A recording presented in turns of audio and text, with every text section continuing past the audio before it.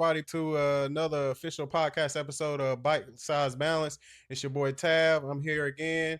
Today, I got one of my buddies that I grew up with. His name is Cameron Red. He is a lawyer, been in the game going on 6 years now. Y'all make sure that y'all go ahead and follow my channel, Byte-Sized Balance on YouTube, Byte-Sized Balance on Instagram, Byte-Sized Balance on TikTok, or you can follow my personal Instagram account at TAVV.__. How you doing, Cam? Excellent. Glad to be here with you today. For sure, man. Cam is a lawyer in the law field. He deals with a lot of real estate law. That's your specialty, right? Correct. Land litigation, I say, but I do it all. If it touched the ground, I'm dealing with it. All right, cool. Yeah, man. So we're going to jump right into it, Cam. So how about you go ahead and tell the people a little about yourself? I don't know how far we want to go back, but I'm going to give a shout out to Garner because that's where I first met Tavis. Coming from Garner, went to play ball in college, and then I went to the University of North Carolina Central Law School. So coming out of law school, I started a practice, RS Legal Group. It's me and my partner. We started out fresh out of law school. We built our business plan in law school and then hit the ground running.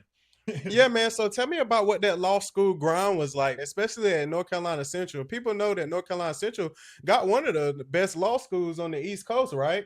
Yeah, tell me how that environment was and, what was your experience like there going through school there? Special place, I'll start with that. But Yeah. You asked about the law school grind. So the law school grind, you step in, it's a new world. You think you did your thing undergrad. You think you know how to do this, how to do that. But once you get into law school, you learn this is a little different. So that first year of law school is where you learning like, can I do this? How do I do this? Right. Where I'm going to go from here. But after you get your basis and learn how to do it, then law school is usually 3 years. It can be 4. You can cut it down to 2.5. After that first year, you get your feet under you. A lot of people don't make it back after that first year. Nice. A lot of people don't realize, like, when you're going into professional fields, like even when I tell people when they're going into IT, the amount of determination and the amount of work that goes into actually achieving, that type of education. I'm sure you had to study a lot. Tell me about that bar exam. I know that's like the requirement to become a attorney in the state of North Carolina. Well, really across the United States, right? Correct. Yeah, man. Just tell me about what the grind was like studying for that bar. So that was a game changer. Coming into law school, you had to learn how to do law school. You usually graduate from a school and celebrate, but you got this bar exam sitting in front of you. That's usually a 10-week process of studying. I was fortunate because it was COVID when I came out. So there was nothing going on, no distractions. I'm just in the house studying 10, 12 hours a day. But you got to know all the law going into the bar exam because they can ask you about any part of the law. That brought a lot of discipline to my life, a lot of routines that I picked up during studying for the bar. I still do morning routines, exercise, eating healthy, right? Just so your brain can take in all you need to take in. And I'm sure it was intense, man. So you mean it's never the same questions? It's always different questions on it. Brand new questions. You don't know what they're going to ask you about, how they're going to ask you about. Like I tell people, everything touches the law. Yeah. Your business, my business, everything has to go. Some aspect of law touches it. How many questions is it? It's 2 days. You got essays, you got multiple choices. How many questions? Too many, I would say. Yeah, man. I mean, I don't understand the grind with that, but I know it was a lot of work that you had put into it, bro. Congrats on that, for real. Appreciate it. I always wanted to ask you, what made you want to become a lawyer? And when did you realize law was the path you wanted to take in your life? This goes back to childhood. I have to give a shout out to my aunt/cousin. She became the first Black female judge in Denver County. Oh, this wow. happened about 96. Magazines with her on the cover started coming to the house. And she started giving me books later on. She gave me the Dream Makers and Dream Breakers by Carl Rowan. It was about Thurgood Marshall, how he changed things using the law. That inspired me to know that I could do the same.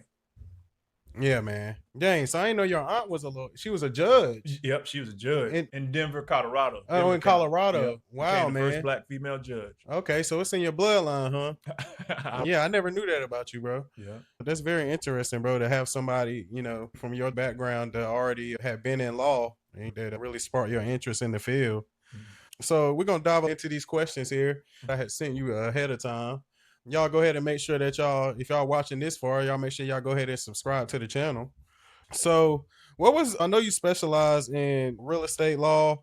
What's something you wish more people understood about the legal field before jumping into law school? Because people just think lawyer, like, they just hear the word lawyer, and some people just doing it out of impulse. But what is something that they need to know before they jump into it? It can't be about the bag. A lot of people tell you that I'm going to become a lawyer and I'm going to get the bag. It can't be about the bag. The law and all that it entails, it has to be something inside of you that gives you more passion that you want to do. And so your interest in the law may change, but that passion that starts you out, something has sparked you to make you want to go on that path. And it can't be about the bag. It's too easy to say, well, I'm going to get the bag and not have a real passion behind that. Money's going to come and go. So pretty much what you're saying is you got to want to do it, and it has to be something that you're really interested in, not just for the money. Because people hear lawyer, first thing they think, oh, they make a lot of money, but they don't realize the work that goes into that to make that money. And like you said, it's real deeper than people try to make it seem on the surface. Yeah, all attorneys don't make a lot of money. It's not about, it can't be just about the money. It has to be about your passion, what drives you. Okay.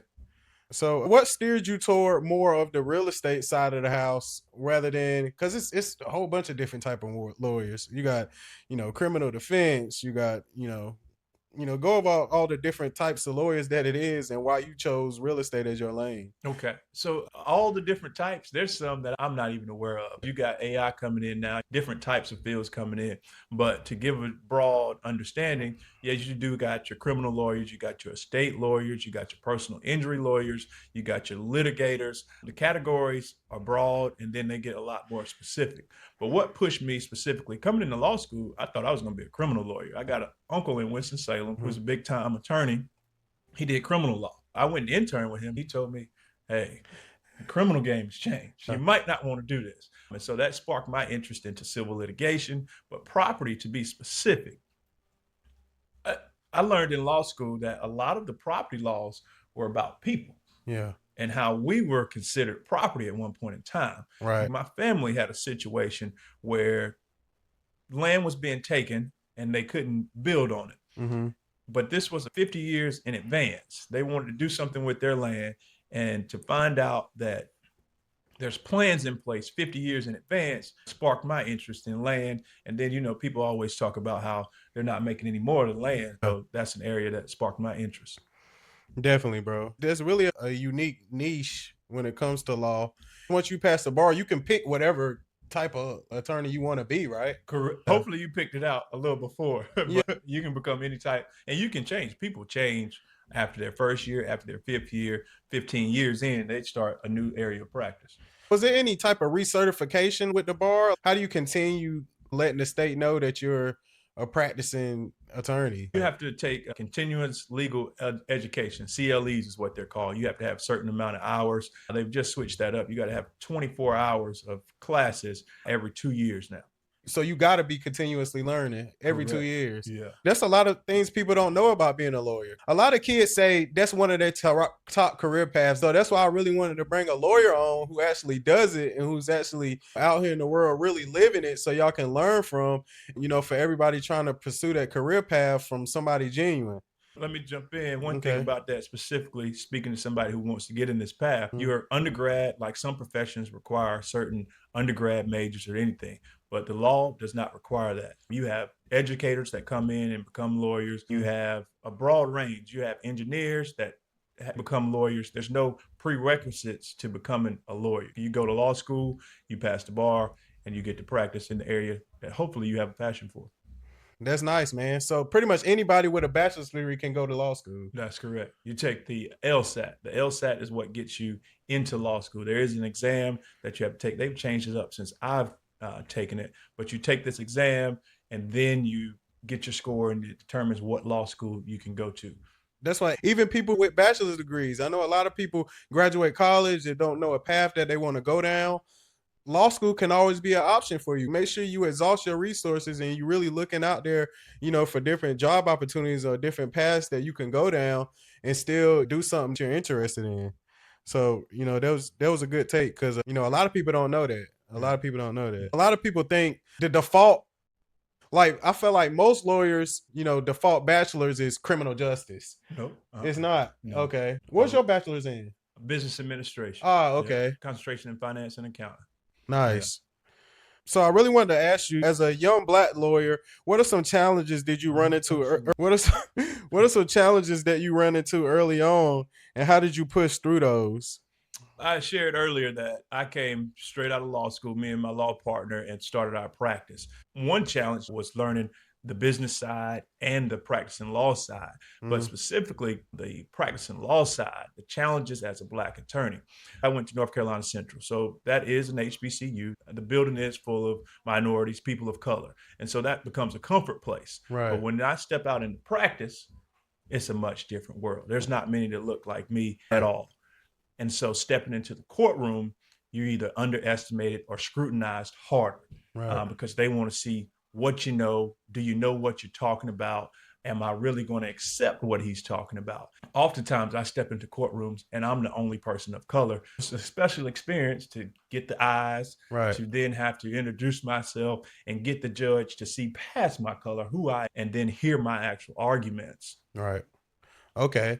I mean, that's pretty much the same in any high income field, and especially once you start getting up there. 'Cause I experienced that as well in the IT field. Like you said, a lot of people have stereotypes of a certain way they feel like you're supposed to act, but at the same time, you have to show them, but through the way you talk and through the way that you carry yourself, that you are articulate, that you are intelligent.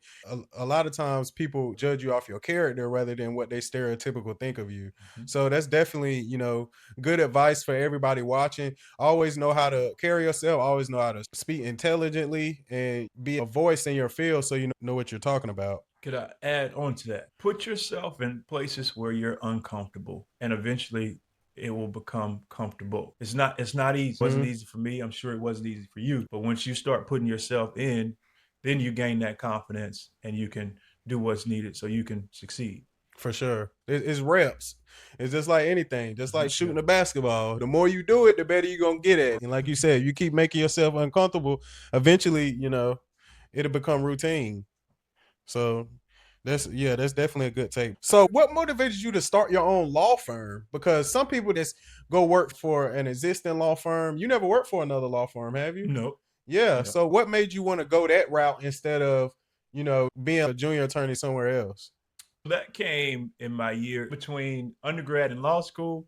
I had about 5 or 6 jobs. I was a student athlete. Okay. So there's a misconception. Our parents came through, say, go to school, get an education, you'll get a job.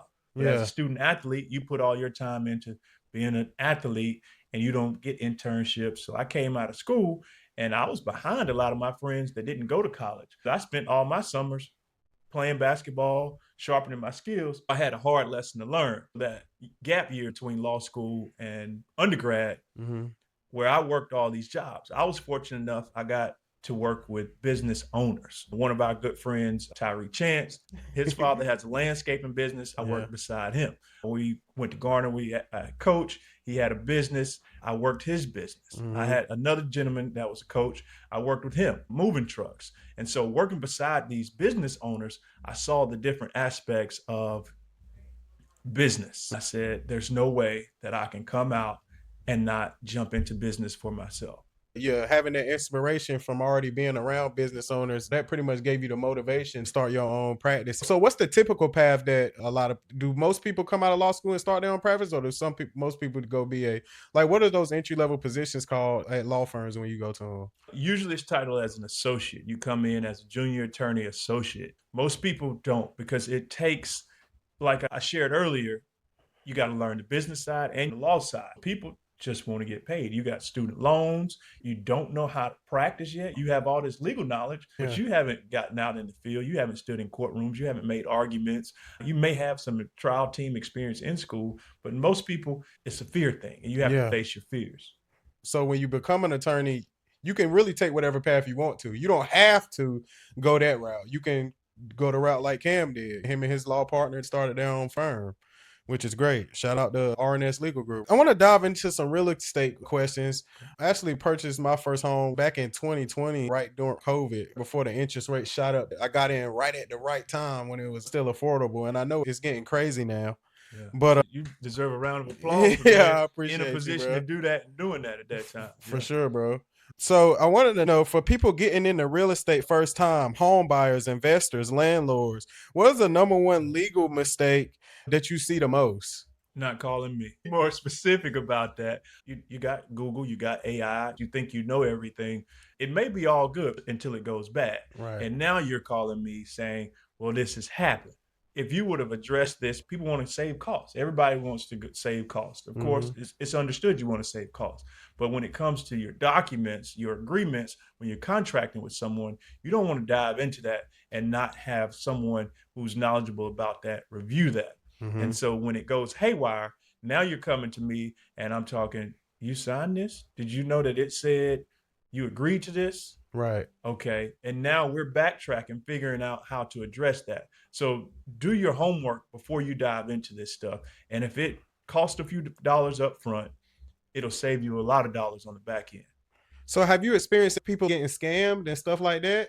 Certainly. I received a call just recently as yesterday where someone else signed for someone else and notarized documents. It's stuff going on like that. People call me all the time. One thing that I got into in that gap year was wholesaling. And so being in real estate, people call me and say, what about this contract? Well, I have to explain to them what this situation is. There's nothing wrong with it, but you got to understand the full situation.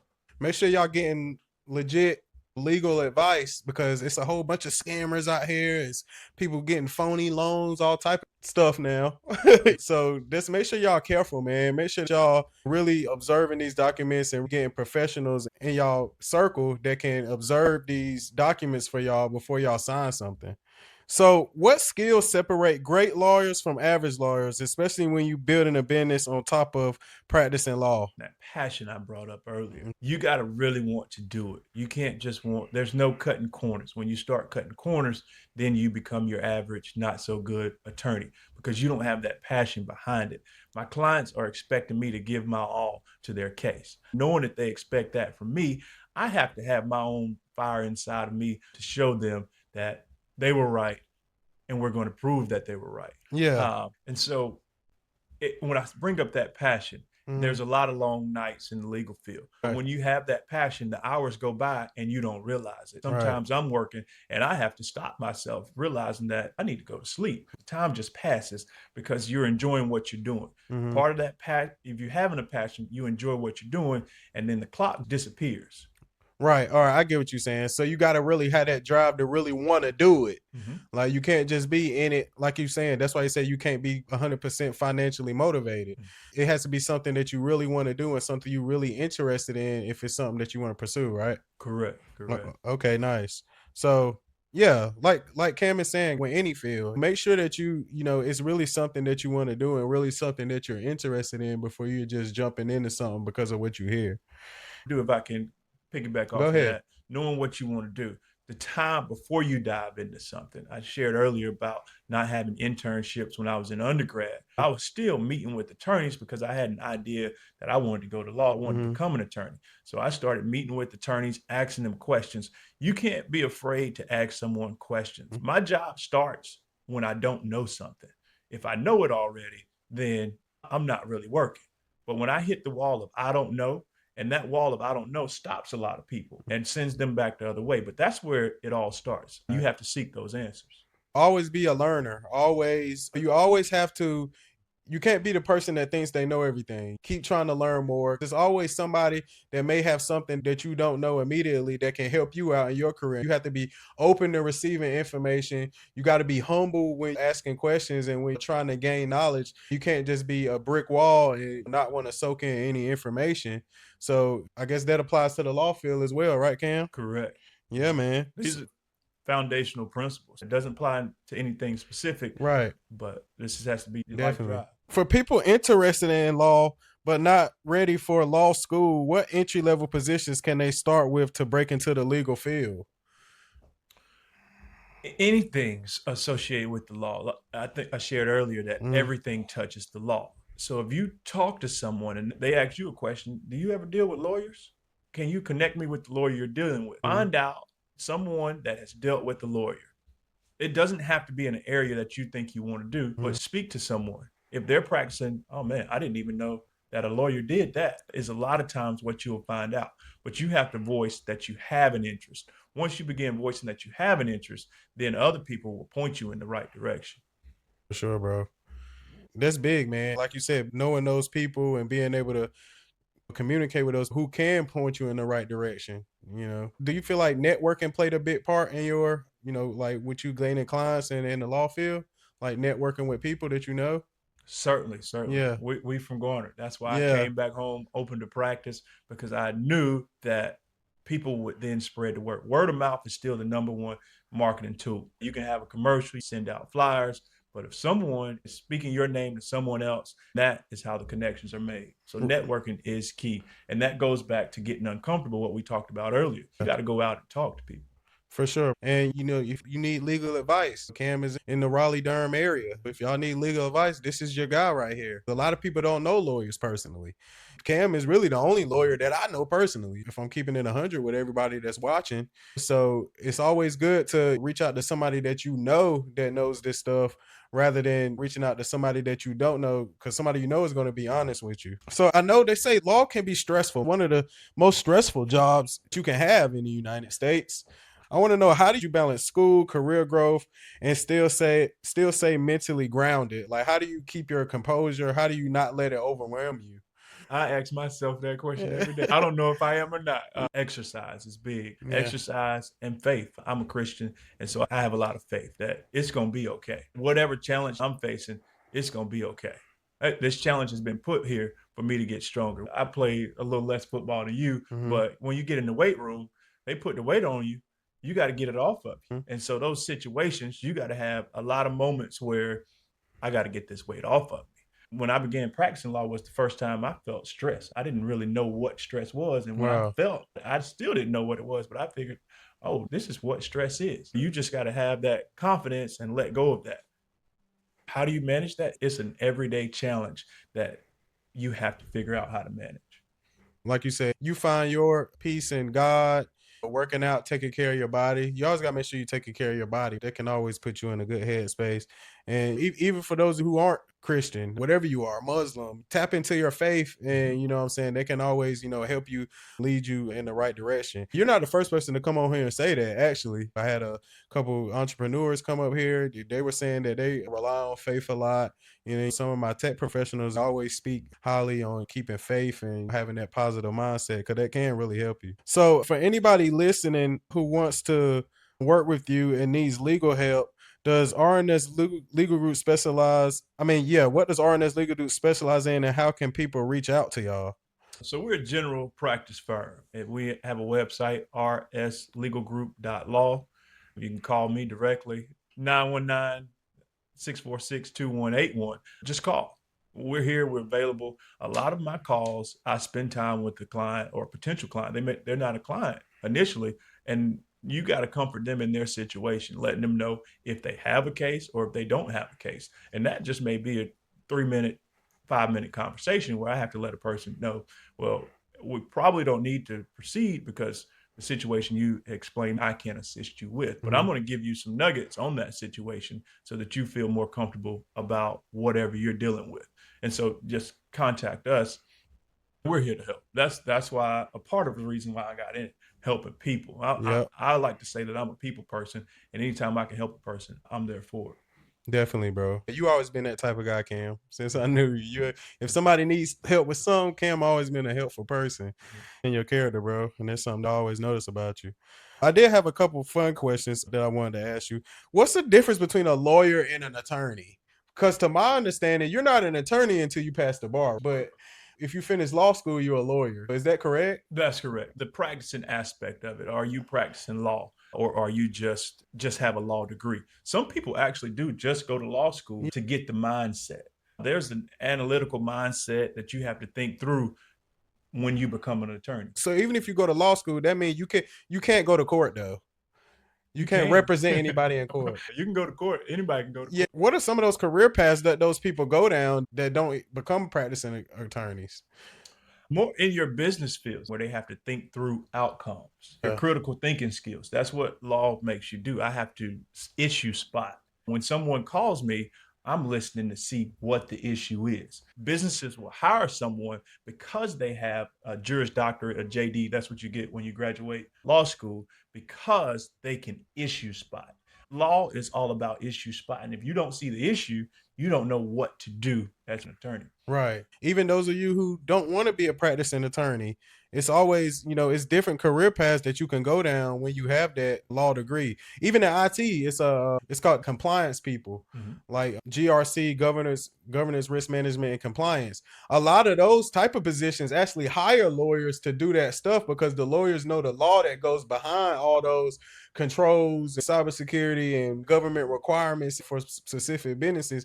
Because even when I'm like sifting through jobs, applying for jobs, some of those jobs actually require you to have a law degree to apply for it, which is crazy. But yeah, man, how long we been on now? 32, almost 33 minutes. Yeah, bro. So if law is something that y'all would want to get into, make sure y'all pay attention to this episode. It's really insightful. And I'm really appreciative to have Cam as my friend, somebody that I can come on and get to talk about this type of stuff. Cam, if it was anything else that you wanted to touch on specifically, you got anything else you want to talk about? I'll just speak in general. Figure out what you're passionate about. That's easy to say, but how do you figure that out? You have to plan ahead. Where you want to be later in life. Know what you're doing next week. Know what you're doing next month. But know what you're doing 5 and 10 years out. Where you want to be. That's hard to think about, but just put something out there and then start working towards it. Something else I wanted to ask you. So I know you was an athlete growing up. Shout out to Garner High School. Go Trojan. 4-year letterman on the basketball team right here. How do you think sports helped you in your development as a professional? Just having that drive to keep pushing. How do you think sports developed your character growing up into the man you are now? Man, I owe a lot to sports. Yeah. High school, college sports. I'm glad you asked that question. Yeah. A lot of athletes don't know how to articulate what they learned from sports into the business field. That teamwork, that struggle, being beside a man, struggling, and you looking at him and you like, oh, we got this. And so that's a big part. Even that's why I have a law partner, because me and my law partner, we got this. And that comes from sports. Leadership skills, learning how to communicate. Kids these days, I did a lot of youth coaching. Do you still do coaching? Not as much. Work takes up a lot of my time. Yeah. But kids don't know how to communicate on the court. Right. And so when you in work field, you got to communicate. You got to say, I'm over here. What you doing over there? And so all of that comes from sports. But you got to know how to say, well, I was in the trenches and this is what I learned and this is what I developed. And so I owe a lot to sports. That's who made me who I am. My fire when I get in the courtroom, being that athletic adrenaline, it comes into play as I practice law. For sure, bro. And, I always say sports is, it taught me a lot as well. Like you said, just having that, being able to wake up every day and have to go to practice and being disciplined. I feel like it helped with discipline a lot. Correct. Being on a schedule, knowing how to tackle problems when they come up, being able to handle adversity. Like, you know what I'm saying? Because when you're down in a game and you got to come back, you down, 12 points in the fourth quarter that started, what y'all going to do? It's time for y'all to lock in, see what y'all made of. I definitely am an advocate for sports, especially for the youth, to teach good life lessons. You got practice, you got games to better your craft. That's what matters, and that's what people don't know how to talk about. Oh, yeah, I spent hours in the gym by myself working. And if you're doing that stuff, you can talk about that in a job interview. We had practice all day, but after practice, I would go and do this. That shows your ability to do more than what's asked of you and your willingness to improve yourself. Definitely, man. And like you said, you can still spill that experience over into your professional world. I like to tell people you get what you put into it. And that's pretty much everything in life. Those who are willing to take the extra mile, those who are willing to take the reps, those are the people who are going to be successful in the long run. Because hard work beats talent when talent doesn't work hard. Right. Those people that are working hard, they're building consistency over time. Whereas the people who are just talented, if they relax, eventually that person who's working hard is going to surpass them. It's good to take that mindset into sports as well as into your professional career where you decide what you want to pursue. So, that was pretty much, like I was saying, everybody watching, make sure that y'all subscribe to the channel. What are you saying? Did you ask some, just curious, I don't know if you might. Yeah, go ahead. How is AI impacting? Oh, yeah, of course. Yeah. Shout out to Ralph right here. I'm a technology guy. AI is real big right now, coming in the early part of 2026, and it's just getting bigger. How has AI impacted the legal field right now from your perspective? It's changing it every day. Yeah. Now we have these tools, libraries of books. They've all become type it in and ask your question. AI is compiling that stuff. You still have to figure out what AI is telling you to look at. But me flipping through 10 books to get one answer has become me typing in a question to then figure out how that question applies to my situation. But it's changing. I've had a conversation with an attorney. Some kid in law school is sitting there learning, not really paying attention, but thinking about how he's going to change the whole legal field. My job is going to be totally different when this person comes along and says, why don't we do it this way? Yeah. I got to give a shout out to one of our friends, Gerard McAllister. Shout out to Gerard. He's in the business of technology. He's creating the programs, the engines that go behind legal search engines. His company that he worked for, definitely, they create legal. So do y'all use that software? Yeah. Yeah. Yeah. That's what helps me each and every day. Older attorneys are getting pushed out. Yeah. The younger attorneys are coming in. The knowledge you've gained over the last 50 years of practice, I can type it in, catch up to speed in a matter of minutes. For sure. So lawyers are using AI. Yes. Definitely. And I wonder if they're probably using it all around the world with criminal defense and everything. They're probably asking AI's advice. And correct. I mean, and I feel like if you're not using it, you're behind. And that's in any field right now. AI is impacting everybody. No matter what field you're in, it can be a good resource. Have you used it in documentation? I have to draft briefs and motions and some research that goes into that. So, I'm real big on AI. I use it every day, just from, asking stuff, what should I eat for dinner? I be asking that thing everything, boy. And it helps me, especially for studying and especially in the technology field where stuff can get real technical. It'll dumb it down. It'll dumb something real technical down to a 5th grade level. You say, tell it to me like a 5th grader, and it'll make it seem so simple. It's definitely a great resource. Entry level positions, people coming into the law practice. Yeah, go ahead. AI has eliminated some of those. Okay. What a entry-level person would do as far as research, now the senior attorney can type it in and they don't need that person to go spend 3, 4, 5 hours. They can type it in and get that answer. So that's making it harder. If you are not up to speed on how to use that AI to your advantage, you can't market yourself to someone. So as a lawyer, how do you stay ahead of that? Like as young people just now graduating, and that may have been something that they wanted to pursue, what would your advice to them to stay ahead of that would be? Get good at using AI. Yeah. Be better at using AI, because if not, they're going to be like, oh, it took you that long to do that? So you're saying a lot of older lawyers are getting pushed out of the field because of AI. Correct. Everything's going digital, and they're like, man, what? We used to go into court and have paper. Now you don't have that. The prosecutor's pulling up their laptop. You're pulling out your iPad. There's no paper anymore. It's all right there. You're connected to the internet. That's crazy. Because when you think courtroom, you think everybody got papers in their hand. That's crazy. Yeah, so that just lets you know that it's technology, and this is a technology podcast because y'all know I'm a technology professional, and that's a lot what I like to talk about. And this just let y'all listening in to know that it's affecting all fields. It's not just affecting tech, it's affecting law, it's affecting medicine, it's affecting, I was looking at some crazy, they even got robotics now doing surgeries. They got FDA approved robots who can do surgery. The first time I learned about that was that a doctor was in another country doing a surgery on somebody, and the legal issue was, well, what if the equipment malfunctions? Yeah. And it's not the doctor. Who's going to be responsible for that? So who's responsible? I don't know. That's crazy. Is it the person who bought it or the person who developed the software to use it? Yeah, somewhere in between. Everybody's fault. But I feel like the smart thing for the sellers of that stuff would be, after you purchase this, if you use it on this type of stuff, you're completely liable and get a contract when they sell it, the disclaimer form or whatever, that, hey, anything that happens after this point, after you purchase it, I'm sure they got that stuff in place. But then why would I buy your product if you're going to put all liability on me and it might not be my fault? You're right. And so that's where it becomes tricky. You can't just say, no, it ain't going to be my fault. Well, I'm not going to buy that then. You're right. But, that's the thing, though. Some companies are willing to invest in that technology rather than paying a doctor all that money. Like, you know what I'm saying? Because doctors can mess up too, if we're being honest. Medical malpractice. So I guess it's just a fine line you got to walk, and it's just something that you got to stay ahead of, or being able to do you know, have a skill that, you know, that'll put you above the machine that people ain't willing to let that machine do on them. But yeah, man, that's, you know, that's pretty much it, man. That's all. We touched on a lot of things. We talked about what made you want to get into law. We talk about some of the troubles that people don't understand about law right now. You shouted your firm out.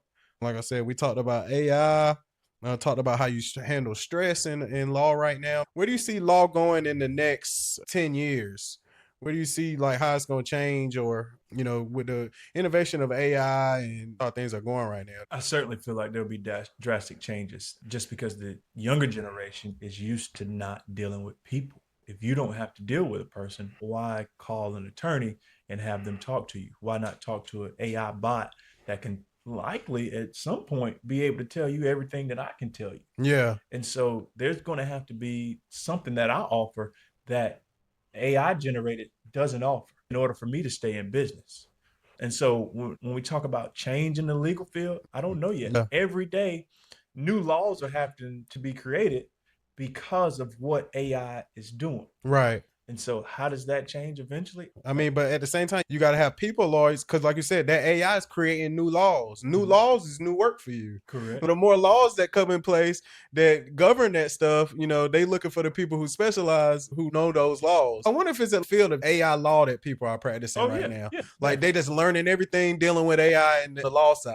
Correct. Like that would be smart though. Like, Yeah. you know, so. And I want to give a shout out to Central because we have started Central Law School. Because we've started a technology innovation program over there where we're offering courses on how technology is affecting not only the law, but the world.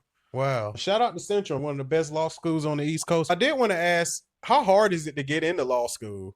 Like, do you gotta have a specific? You always been a good student, though, Cam. You was a good student in high school too. Mm-hmm. You were. Do you gotta have a certain GPA requirement to get into law school, or pretty much anybody with a bachelor's, or depend on what school will accept you? Correct. That's how it's set up. Different schools have different requirements, so it's based on somewhat your grades in undergrad, but also that LSAT score. They have a range, but the LSAT gives you a score. In certain schools, their LSAT score starts at a higher level of what they will accept.